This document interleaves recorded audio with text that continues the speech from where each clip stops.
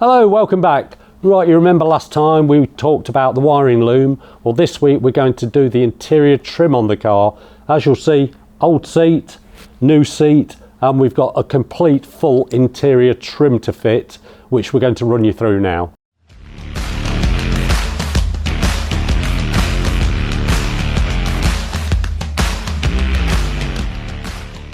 Okay, so firstly we're going to look at the seats. As you'll see, these are the old original seats. A little bit dirty, that most probably would have cleaned up, but we thought since we're making the car as nice as what we can, we'd have some new seats. And Cobra have come up with these for us.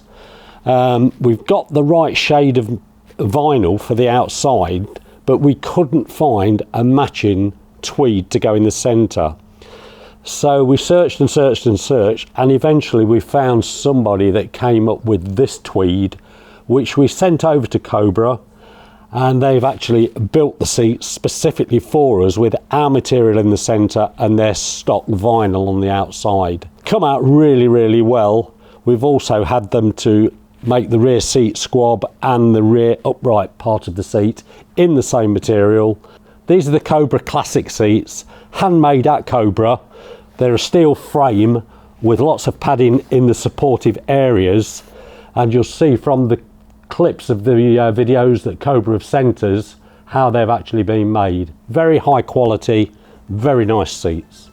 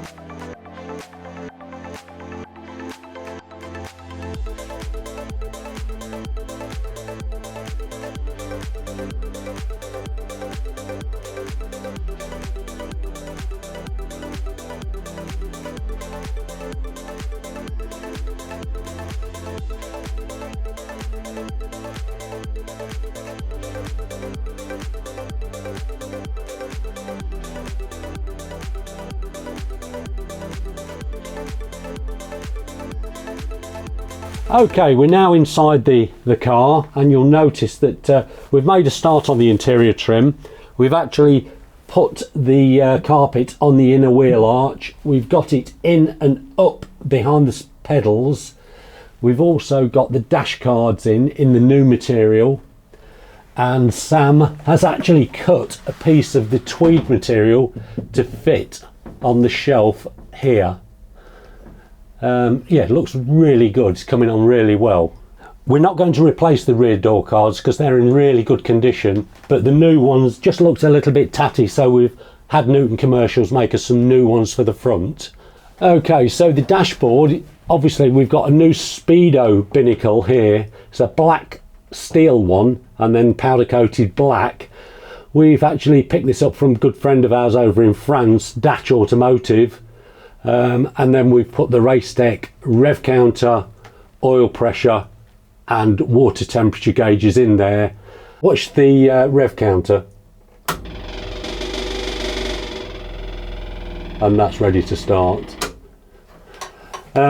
Still got the original steering wheel on at the moment, but we have got this one. There's a very good friend of ours, Julian Harbour, has reconditioned for us. I think this is a 60s steering wheel. He stripped it back, not made it too glitzy, and yes, looks really, really nice. Got a little bit of patina on it, so we're going to put that on. And then another good friend of ours over in Belgium, Mini Olix, we've picked these up from him, which are really, really nice, which will complement the wood steering wheel. It's a little wooden gear knob, beautifully made, laminated together with a brass insert in the bottom. Very, very high quality. And also some little tiny light and wiper switch stalks. So you pull the old plastic ones off and these literally slide straight on the top. But they're beautifully made. You'll see this is even laminated as well. It's a 3-piece piece of wood,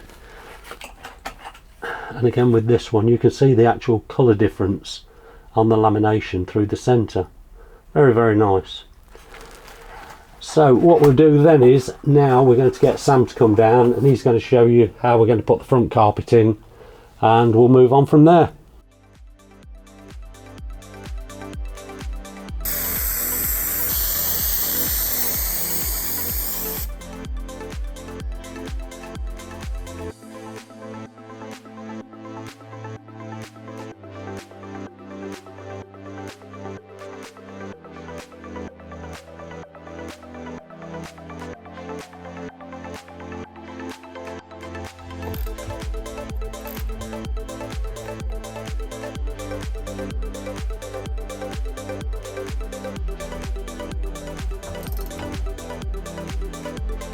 So we're going to put seat belts in.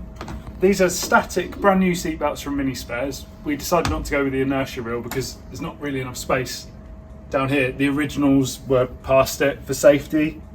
Let's put some new ones in. There's no threaded hole here, so I've got Sam laying under the car with a spanner. We've got some real nice big stainless steel washers to spread the load along, and then just do them up. Okay, seats going in. You see we've just trimmed down the front of the brackets because the standard brackets sat the seat a little bit high for where we wanted it. So they've gone down about 1 inch.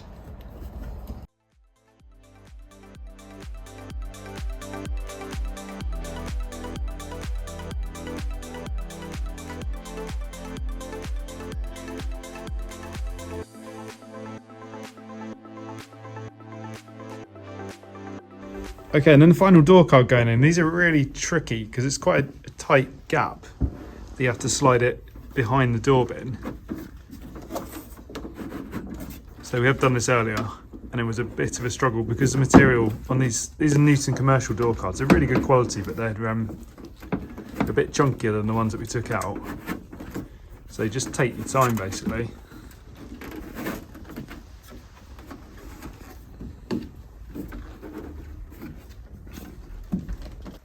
And then you've got these end pieces which kind of sit at an angle. They look a bit strange, but when they're fitted, it finishes it off nicely. So it kind of slides up in there.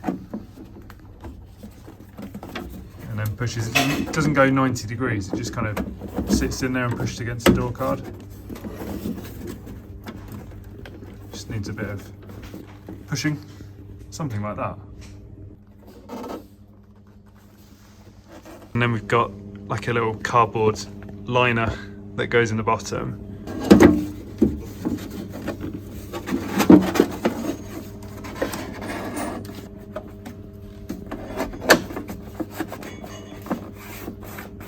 There you go.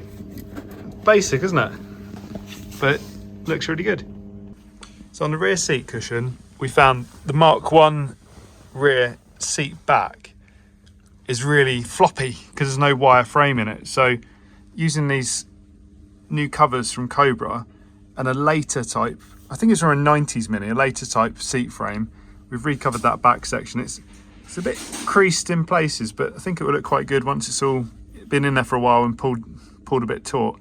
And then the bottom cover is the original, sorry, the bottom seat is the original, but with the brand new cover on in this matching material. And then on the finishing touches, we've retrimmed the parcel shelf and also the dash shelf in this matching material, which looks very basic Mini 850, quite in keeping with the car.